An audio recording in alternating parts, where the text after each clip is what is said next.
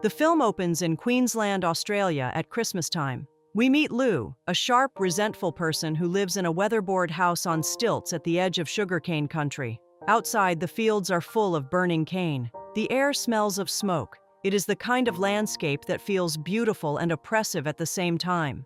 Lou moves through it like someone who has already decided the world owes her nothing. She has two younger sisters, Lonnie and Leanne, and their single mother, Rhea, is barely keeping everything together. Their father walked out 10 months ago, and nobody knows where he is. Bills are piling up. Debt collectors are already calling. Lou blames her mother for everything, and the two of them are locked in a cold, grinding standoff that neither of them knows how to break. Rhea is tired, worn down, and increasingly desperate. She works what shifts she can and relies too heavily on Lou to watch the younger sisters. Lou resents it deeply. She carries the weight of adult responsibility without any of the authority that should come with it. When Rhea brings home a new boyfriend, a local, rough-around-the-edges man named Cosmo who drives a Commodore and stays the night, Lou watches it all with hard, suspicious eyes. She does not miss anything. The next morning, Cosmo leaves $50 on the table before he goes. Rhea sees it as payment for the night and is humiliated. Lou sees it as one more piece of evidence that her mother cannot be trusted with anything or anyone. Into this already strained household arrives Doyle O'Connor. He is Rhea's estranged father-in-law, a former merchant Navy sailor who has spent his life crossing the Pacific. He has Alzheimer's disease. A welfare worker named Mrs. Marchetti arranges for him to stay with Rhea over the Christmas holidays while a suitable care facility is located. Rhea agrees because she will be paid to house him. She is not sentimental about it. This is a financial arrangement. Doyle arrives with a suitcase and a lifetime of stories. He is charming in flashes, confused in others. He talks about Fiji, Samoa, Tonga, Vanuatu, New Zealand. He remembers the feel of Pacific air and the weight of the ocean. Then he forgets what day it is. He refuses to shower. He wanders. He shouts in the night, dreaming that the ship is going down. He calls out for Annie, his late wife, the woman who left him years ago for someone else. The disease has loosened time for him. The past bleeds constantly into the present. Lou is furious about all of it. She already carries too much. Now she is expected to babysit a confused old man she has never met. She is cold to him, resentful, and dismissive. Doyle, in one of his clearer moments, finds her in his room and accuses her of stealing. The confrontation is ugly. The girls are scared. Rhea has to physically restrain him during a nightmare episode where he is convinced the house is flooding and the vessel is sinking. It is chaotic and exhausting and nobody is handling it well. But something unexpected begins to happen. Doyle starts to notice Lou. Not as his granddaughter, but through the warped and tender lens of his illness, he begins to see Annie in her.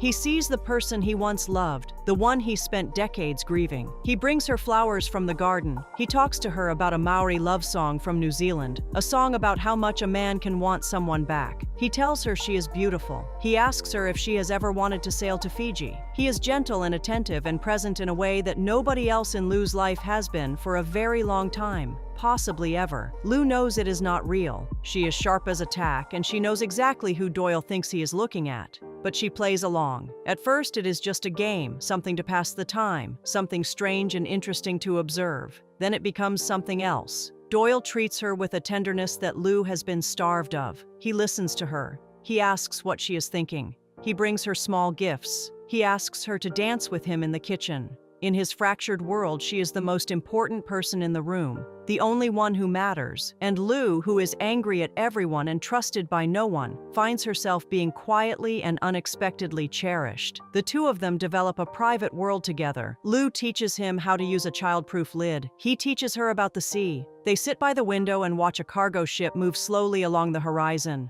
Doyle tells her it could be heading anywhere. Fiji, Hawaii, Tahiti, New Zealand. Lou says she wants to stow away on it. He says they would get caught for sure. She says maybe, but maybe not. He considers this seriously. They watch the ship until it disappears into the distance. It is a small scene and a quiet one. And it is the emotional heart of the entire film. Two people who have been left behind by the same family sitting at a window together, imagining somewhere better. Meanwhile, the pressure at home keeps building. Rhea and Cosmo fight in the middle of the night and he storms out. Lou hears everything and finds Rhea crying in the kitchen. When Lou tries to reach out, Rhea pushes her away and tells her that Cosmo left because of her. It is a cruel thing to say, even in grief, and Lou takes it hard. The debt collectors come back. This time, they come inside and start taking furniture. The television goes first. The girls hide under the stairs while it happens. Lou watches the front door with her jaw set and says nothing. Doyle, in one of his more lucid moments, gets down on one knee. He has a ring. He tells Lou as Annie that he loves her and asks her to marry him. Lou stares at him for a long moment. She understands completely what is happening and what is not happening. She accepts the ring anyway. It costs her nothing and means something enormous to him. It is possibly the kindest thing she has ever done for another person, and she does it without any ceremony at all. Rhea eventually finds out about the game Lou has been playing with Doyle. She is alarmed. She knows that the confusion is not healthy, that the boundary between the fantasy and reality is dangerous, and that Doyle needs proper care. She calls Mrs. Marchetti. A place has opened up at a facility. Doyle will leave the next day. Lou is devastated. She has already lost her father. Now she is losing this strange, damaged, loving stand-in who never knew her name but somehow knew her better than most. That night, Lou and Doyle run away together. It is not a dramatic escape. It is slow and quiet and a little bit absurd. They walk down to the waterfront in the dark, the two of them, holding hands. Doyle talks about stowing away on one of the ships moored at the harbor. He talks about Brisbane. He talks about sailing north through the Coral Sea to New Caledonia, and then across to Vanuatu, and on through all the island chains he spent his working life crossing. He is animated and happy. His eyes are clear. Lou does not correct him or redirect him. She holds his hand and lets him talk about all the places they are going to go together. She knows they are not going anywhere. She has always known. In the morning, a car is going to come and take him away, and everything will go back to being what it was before he arrived. She knows this completely, but she stays. She asks him not to forget her, even though she understands, maybe better than Rhea does, that the whole cruel nature of his illness is that he will. He says how could he ever forget her? He tells her he loves her. She says she knows. It is a dignified exchange. Neither of them makes a scene. They sit together afterward in the kitchen, and there is a quietness between them that was not there before. Nothing is resolved. The debts are still there. Their father is still gone, but the wall between them has cracked slightly, and some light is getting through. The film ends quietly. Lou is still Lou, still hard-edged and watchful, still carrying more than she should. But something has happened to her that cannot be undone. She has been seen, completely and unexpectedly, by someone who looked at her and found someone worth staying for. It does not save her. It does not fix her family or make the bills go away or bring her father back. But for a few days over Christmas, a confused old man with a broken mind looked at her and saw someone wonderful.